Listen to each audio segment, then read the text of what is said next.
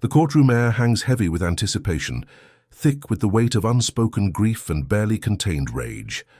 Outside, December rain streaks down tall windows, blurring the city beyond into grey watercolor washes. Inside, fluorescent lights cast everything in sterile white, making the wooden benches and the judge's elevated desk seem almost theatrical, like props arranged for a performance no one wanted to attend. The gallery is packed. Reporters in the back rows, family members clutching tissues, strangers who followed the case because it could have been them, their child, their worst nightmare made real. At the defense table sits a young man, 24 years old, head bowed so low his chin nearly touches his chest. His shoulders curve inward, as if trying to make himself smaller, invisible, anything but the center of this moment.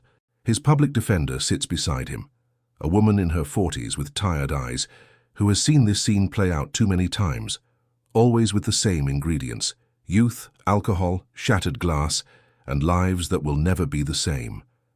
At the prosecution table, the assistant district attorney arranges papers with methodical precision, her movements controlled, her expression carefully neutral. She has argued for the maximum sentence: vehicular manslaughter while intoxicated, leaving the scene 4 years in state prison. The law allows for it. The facts demand it. But the law, she knows, cannot account for everything that happens in a courtroom, especially when the victim's family is given the chance to speak. The judge, a man in his early 60s with silver hair and deep lines carved around his eyes, adjusts his glasses and looks down at the file before him. He has presided over countless sentencings, each one a small tragedy, each one a reminder that justice is rarely clean or satisfying. He clears his throat, the sound cutting through the hushed murmurs that ripple through the gallery. The bailiff calls the court to order, and silence descends like a curtain dropping. The judge begins to speak, his voice measured and grave, recounting the facts of the case as if reading from a script written in inevitability. On the night of March 17th, the defendant consumed an estimated 8 drinks over the course of 3 hours at a downtown bar. Security footage shows him stumbling to his car, fumbling with his keys, getting behind the wheel despite the pleas of a friend who tried to take his keys away. He drove north on the interstate, weaving between lanes, his speed erratic, his reaction time compromised. At approximately 11:43 at night, he ran a red light at the intersection of Maple and 7th, striking a sedan that was crossing legally on the green. The impact was catastrophic. The sedan spun twice before crumpling against a utility pole. The driver, a 38-year-old elementary school teacher named Sarah Mitchell, was pronounced dead at the scene. The defendant fled on foot, leaving his car abandoned with the engine still running, leaving Sarah pinned in the wreckage, leaving her 7-year-old daughter waiting at home for a mother who would never walk through the door again. The judge pauses, letting the weight of those words settle over the room like ash.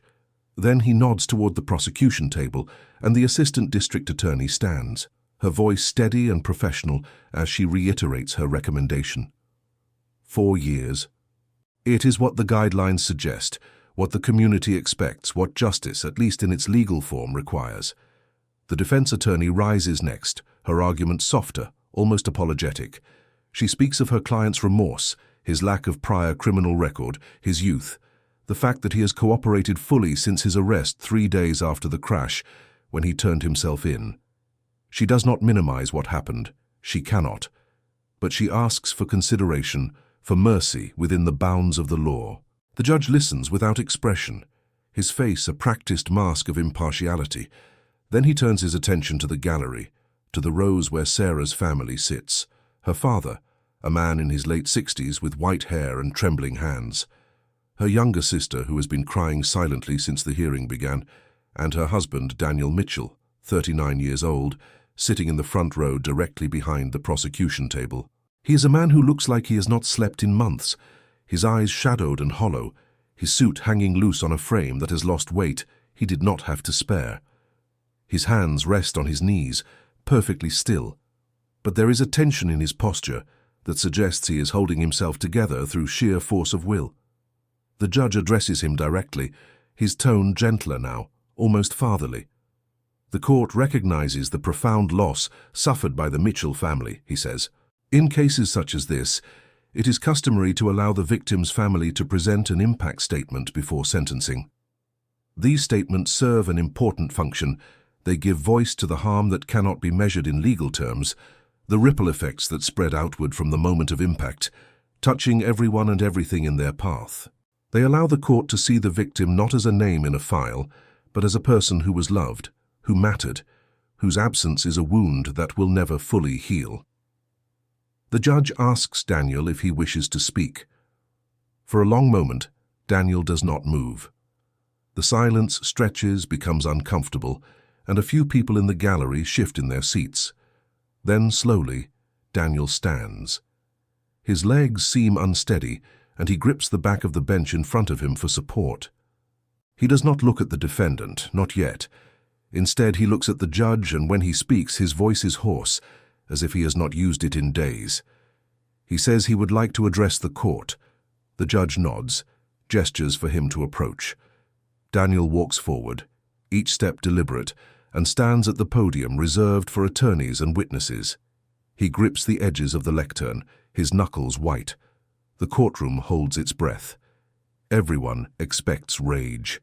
They expect him to demand the maximum sentence, to scream about the unfairness, to say what anyone in his position would feel, that 4 years is not enough, that no amount of time could ever balance the scales, that the young man at the defense table destroyed his life and deserves to have his own destroyed in return. But Daniel does not scream. He takes a slow breath, and when he begins to speak, his voice is quiet, controlled, though every word sounds like it is being dragged up from some deep, painful place inside him. He says he has spent the last 9 months trying to make sense of what happened. 9 months since the night his phone rang at midnight and a police officer told him there had been an accident. 9 months since he stood in a hospital corridor and was told that his wife, the woman he had loved since they were 19 years old, was gone.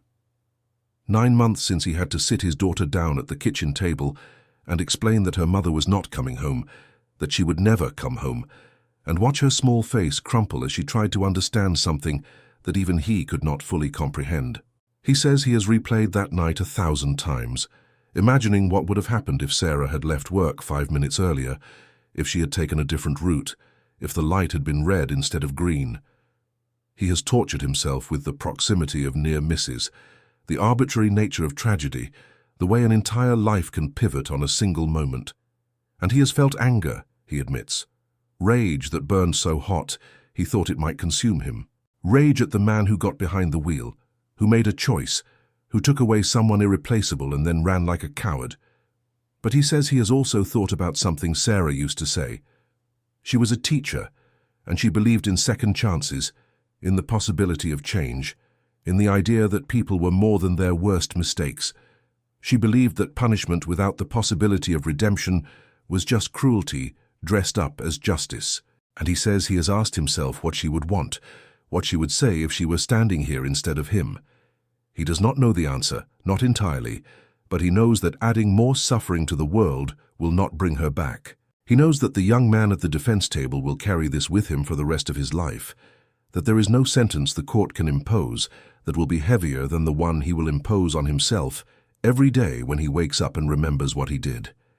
And he says that while he cannot forget, while he will never forgive himself for not being there to protect Sarah, he has come to realize that holding on to rage will only poison what remains of his life. His daughter has already lost her mother.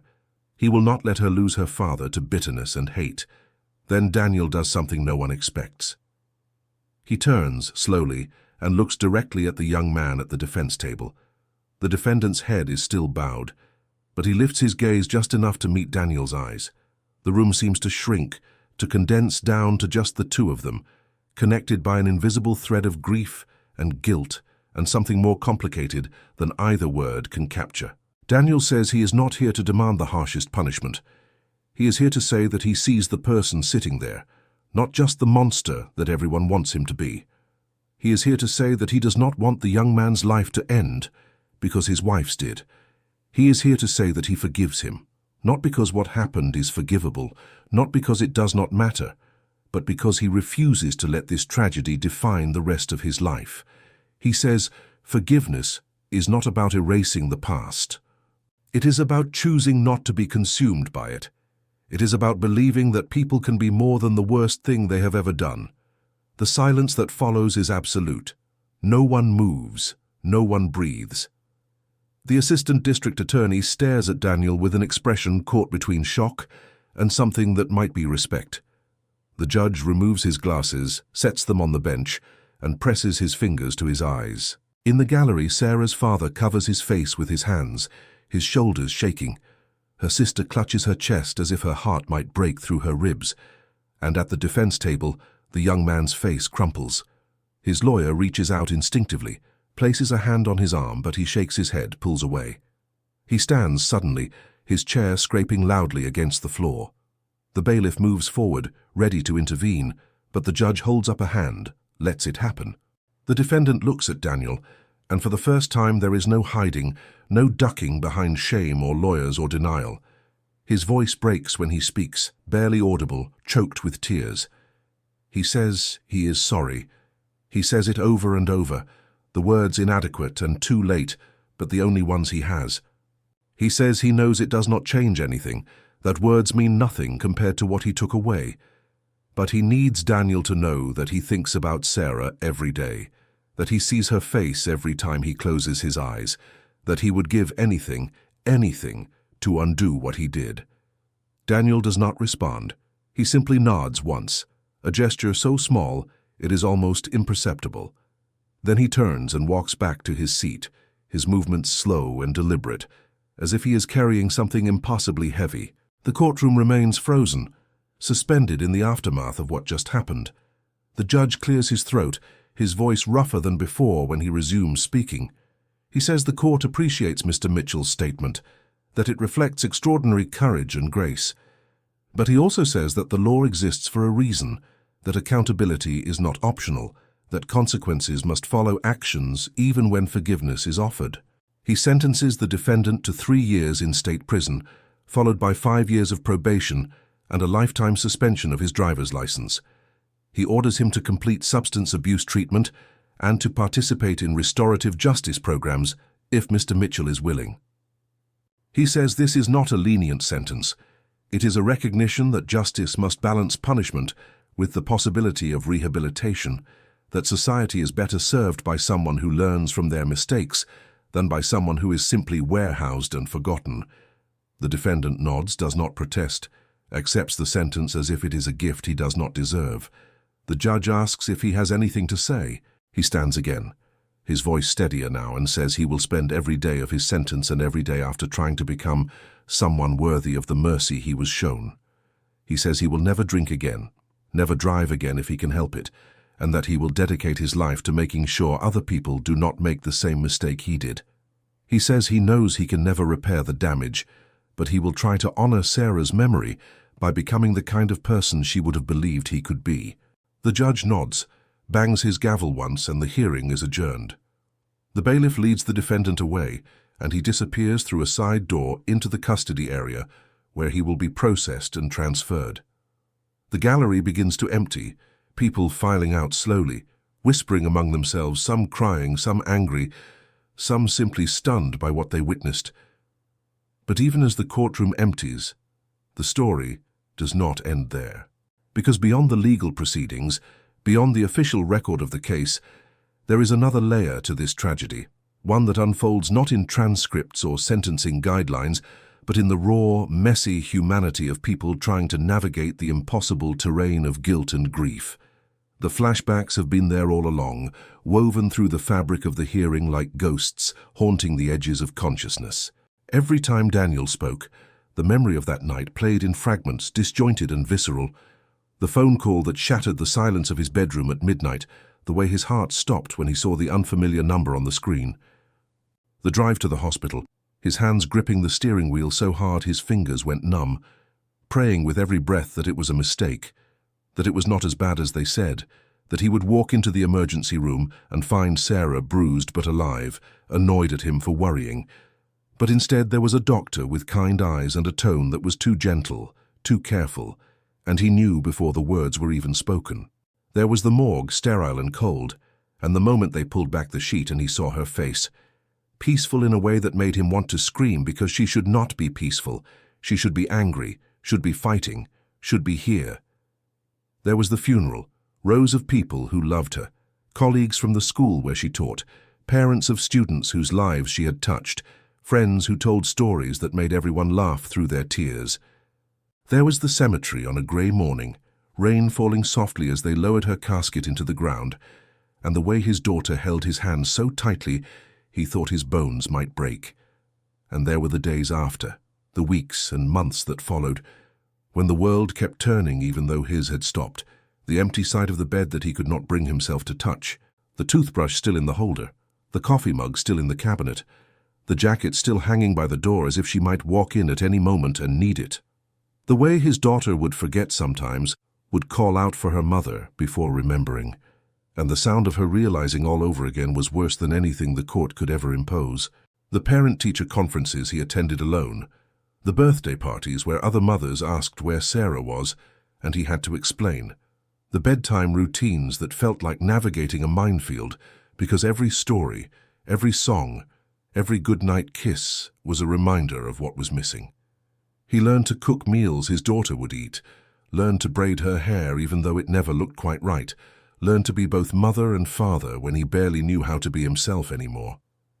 He went to therapy, sat in a room with a woman who specialized in grief counseling, and tried to articulate feelings that had no words. She told him anger was normal, that he was allowed to hate the person who did this, that forgiveness was not required or even necessarily healthy. But he found that the anger, as hot and consuming as it was, did not actually make him feel better. It just made him feel more empty, more alone, more like he was drowning in something he could not name. He started attending a support group for people who had lost loved ones to drunk driving. He met others who understood in ways his friends and family could not. He heard their stories, their rage, their desire for vengeance, their belief that justice meant maximum sentences and lives destroyed. And he understood it, felt it too sometimes.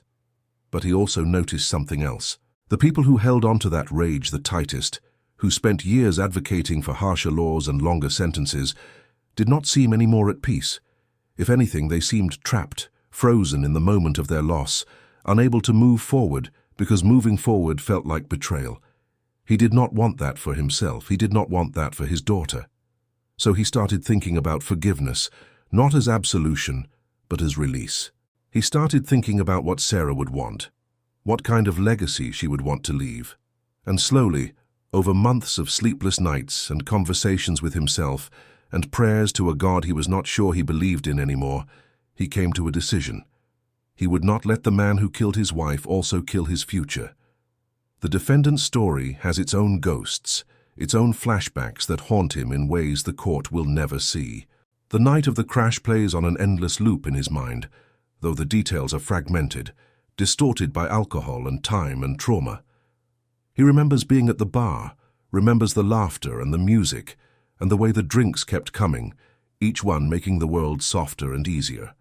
He remembers his friend trying to take his keys, remembers brushing him off, insisting he was fine, that he had driven like this before, and it was no big deal. He remembers getting in the car, fumbling with the ignition, the way the streetlights blurred into streaks of light as he pulled onto the road. He remembers the radio playing something he could not quite make out, the way his vision kept doubling, the sense that he was moving through water.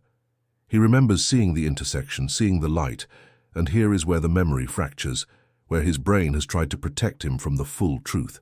Did he see the light turn red? Did he think he could make it? Did he not see it at all? He does not know. All he knows is the sound, the terrible crunch of metal on metal, the way his car shuddered and spun, the way time seemed to stop and speed up at the same time. He remembers stumbling out, seeing the other car crumpled against the pole, seeing the blood on the windshield, and then he remembers running, not because he planned to, not because he made a conscious decision, but because his body moved on instinct, on panic, on the desperate animal need to escape. He hid for 3 days. He stayed in a friend's basement, too terrified to turn himself in, too paralyzed by shame to face what he had done. He followed the news, saw Sarah's picture on the screen, learned her name, learned about her daughter, learned that he had not just taken a life, but shattered an entire world. The guilt was suffocating, a physical weight pressing down on his chest until he could barely breathe. He drank to numb it, then hated himself for drinking, then drank more because the self-hatred was unbearable. Finally, on the third day, his mother came to the basement. She had figured out where he was, had pieced together the truth from the news and his absence and the look on his face when she confronted him. She did not yell. She did not cry. She just looked at him with an expression he had never seen before, disappointment so profound it made him want to disappear. She told him he had two choices.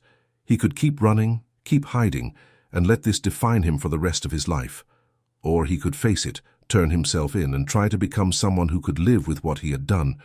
She said she loved him, but she could not protect him from this, could not fix it or make it go away. She said the only way forward was through accountability, through facing Sarah's family and the court and himself.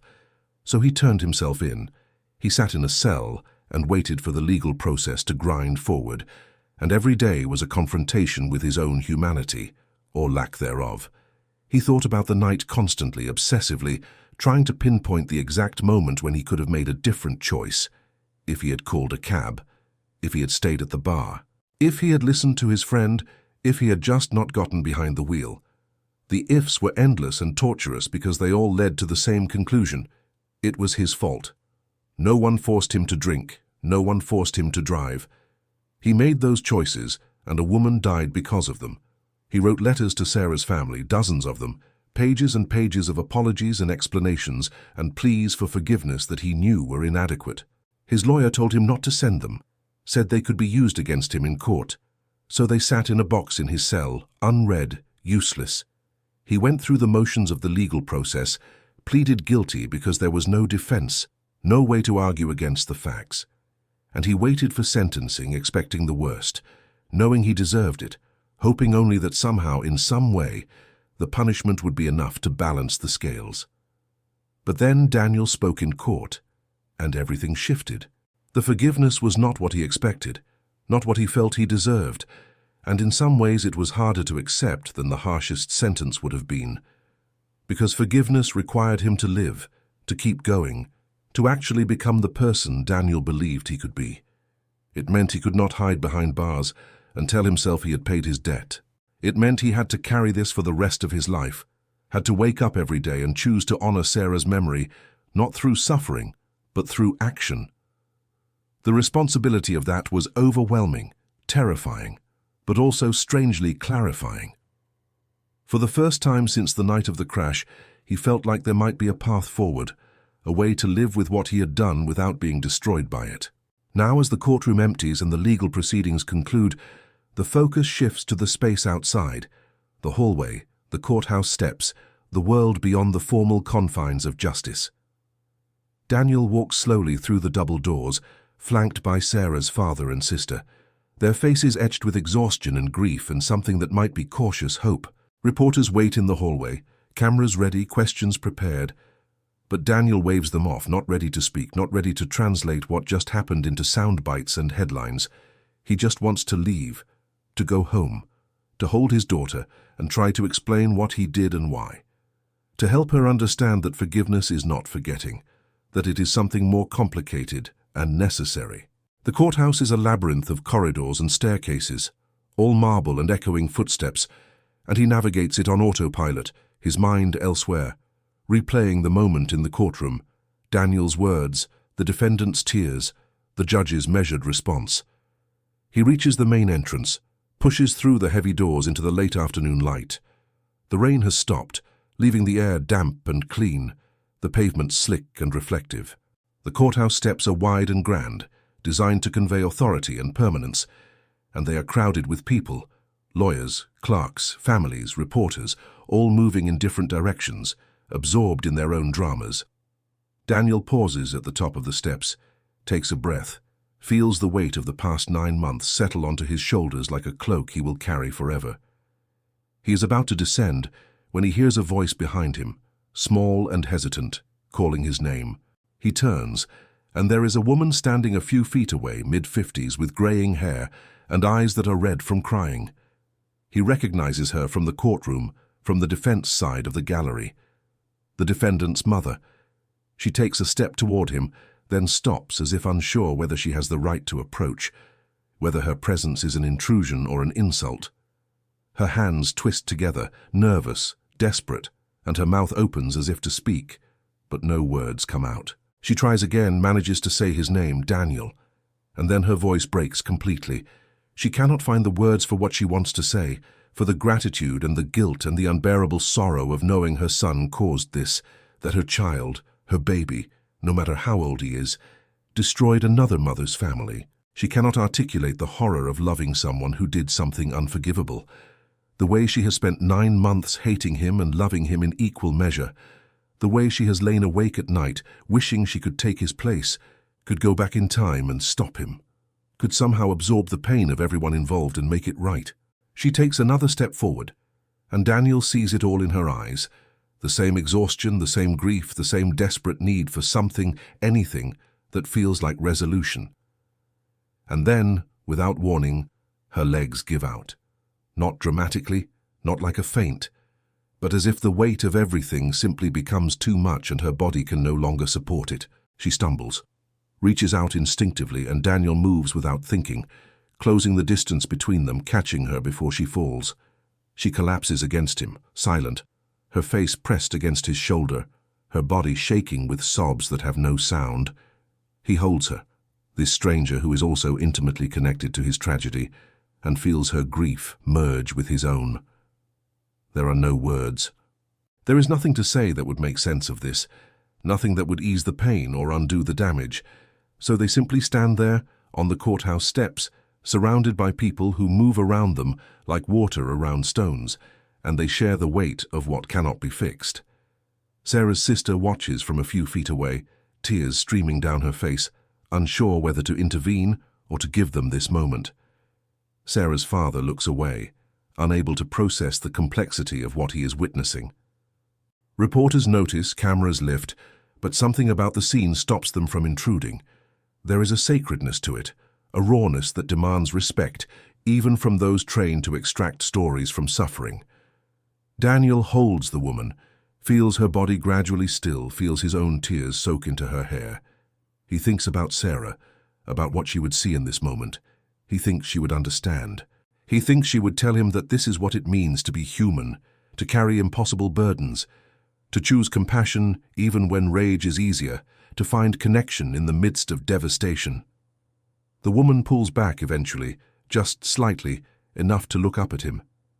Her face is wrecked, mascara streaked, eyes swollen, but there is something in her expression that might be gratitude, might be apology, might be just the acknowledgement that they are both victims of the same tragedy in different ways. She still cannot speak, but she reaches up and touches his face, a gesture so gentle and unexpected that it nearly breaks him. Then she steps back, composes herself as much as she can, and walks away, her movements slow and unsteady, disappearing into the crowd. Daniel stands alone on the steps, feeling both emptied and strangely filled. He does not know what comes next. He does not know if what he did in the courtroom was right, if forgiveness was the correct choice, if it will help or hurt in the long run. He only knows that he made a decision to try to move forward, to not let this tragedy consume the rest of his life, to find a way to honor Sarah's memory that does not involve perpetuating cycles of pain. He descends the courthouse steps slowly, rejoins his family, and together they walk toward the parking lot. As they walk, Sarah's sister asks him if he is okay, and he nods, though okay feels like an inadequate word for what he is. He is broken and healing at the same time. He is grieving and hopeful in equal measure. He is learning that life is not about choosing between pain and peace, but about holding both simultaneously, about accepting that some wounds never fully close, but that you can still build a life around them. In the weeks and months that follow, Daniel begins to find his way forward. He does not forget Sarah, he will never forget her, but he starts to think about what he can do with the grief, how he can transform it into something that matters. He reaches out to organizations that support victims of drunk driving, begins attending meetings, listening to other people's stories, offering his own when it feels right. He is invited to speak at schools, at community events, to share his experience and talk about the consequences of impaired driving. He is nervous at first, unsure if he has the right to position himself as any kind of advocate. But he realizes that his story, Sarah's story, has power. It can make people think twice before getting behind the wheel. It can make parents talk to their children about responsibility. It can make a difference, even if it is just a small one, even if it saves just one life. He starts a scholarship fund in Sarah's name for students pursuing education degrees, wanting to ensure that her legacy as a teacher continues even though she is gone. He works with restorative justice programs, meeting with the families of other victims, learning about the different ways people process trauma and loss. Some want vengeance, some want answers. Some, like him, want a way to let go without forgetting.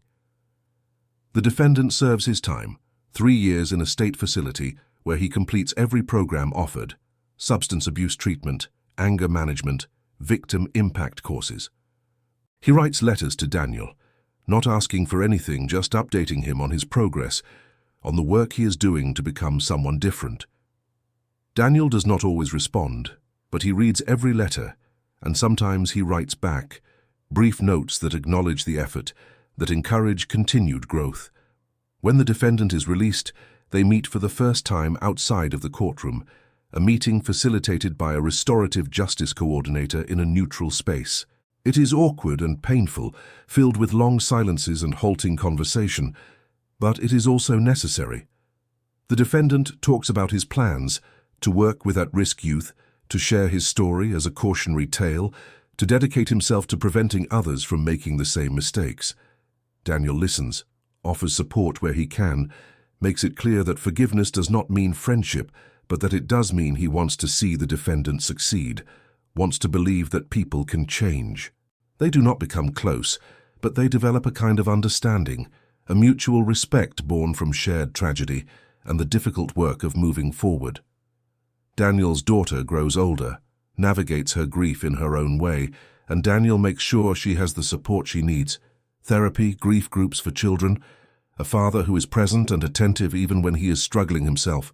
He talks to her about her mother constantly, keeps Sarah's memory alive through stories and photos and traditions they create together.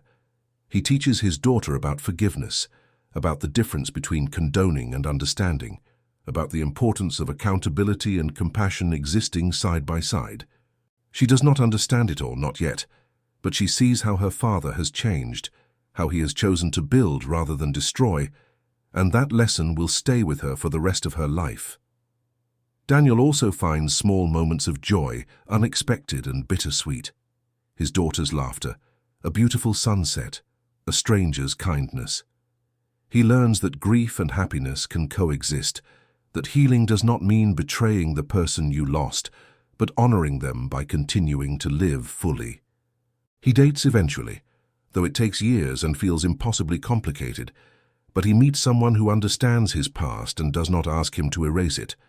They take things slowly, build something genuine, and Sarah's daughter gains someone who will never replace her mother, but who loves her and supports her father.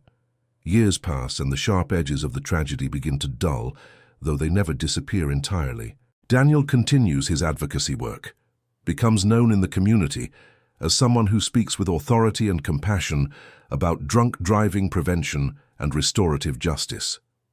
He is invited to testify before legislative committees considering sentencing reforms, shares his perspective that justice is most effective when it includes rehabilitation and accountability rather than just punishment. He writes a book, eventually a memoir, that explores his journey from devastation to forgiveness, and it resonates with people who have experienced similar losses or who are trying to understand how to let go of rage. The defendant, now years out of prison, works as a counselor at a rehabilitation center, helps people struggling with addiction, shares his story as a warning and a testament to the possibility of change. He never drives again, true to his word, and he volunteers with organizations that provide rides to people who need them, ensuring others do not make the choice he did. He remains in occasional contact with Daniel, brief exchanges that acknowledge their shared history, and he continues to honor Sarah's memory through his actions. The courthouse steps where Daniel held the defendant's mother become, in a strange way, a turning point. Not the end of the story, but the beginning of something new. It is the moment when forgiveness became real, when it moved from an abstract concept to a tangible act, when two people connected by tragedy found a way to share the weight of what had happened. That moment ripples outward, influences everyone who witnessed it, becomes part of the narrative that people tell when they talk about justice and healing. It reminds them that the legal system can only do so much, that true resolution often happens in the spaces between the official proceedings, in the quiet moments when people choose to be vulnerable and human with each other.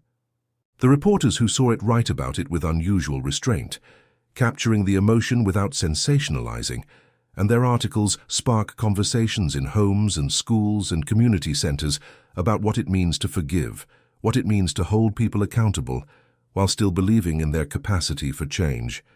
And Daniel, standing on those courthouse steps all those years later during a speaking engagement, where he returns to share his story, looks out at the audience and talks about that day.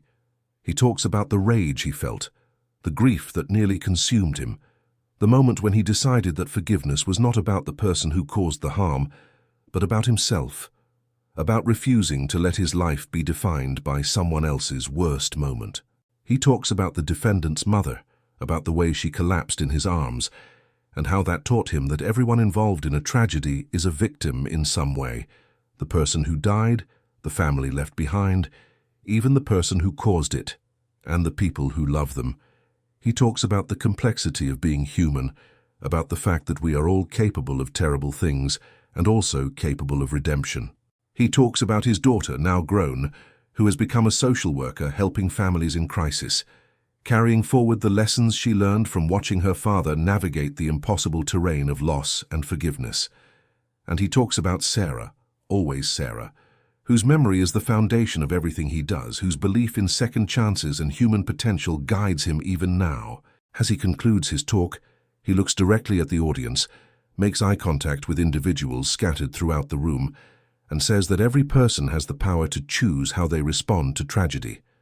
You can choose rage, and no one would blame you. You can choose to let it consume you, to spend your life demanding retribution, and that is valid too. Or you can choose to try to build something from the wreckage, to find a way to honor the person you lost by living a life they would be proud of. He says it is not easy, it is not quick, it is a choice you have to make every single day, sometimes every single hour, but it is possible.